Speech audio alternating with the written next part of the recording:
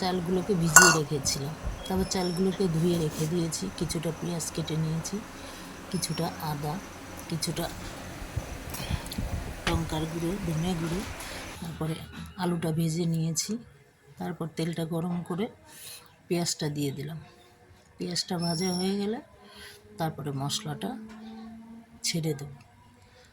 মশলাটা ছেড়ে দিয়ে কিছুটা কষিয়ে নেব। নেওয়ার পরে যখন মশলাটা কষানো হয়ে যাবে তখন ওর মধ্যে পুরো মশলাটা, আদা, লঙ্কা বাটা, রসুন বাটা, লঙ্কার গুঁড়ো পুরোটা দিয়ে নিলাম।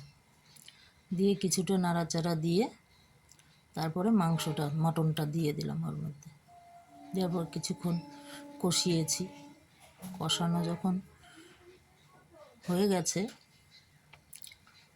যখন তেলটা বেরিয়ে আসবে তখন বোঝা যাবে যে মাংসটা কষানো হয়ে গেছে। তখন প্রেসারে দিয়ে দিয়েছি।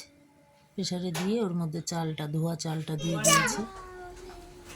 কিছুটা চাল পুরোটা দেওয়ার পরে তারপর আলুগুলোকে সাজিয়ে দিয়েছি, দিয়ে মেখে জলটা দিয়েছি, দিয়ে বসিয়ে দিয়েছি।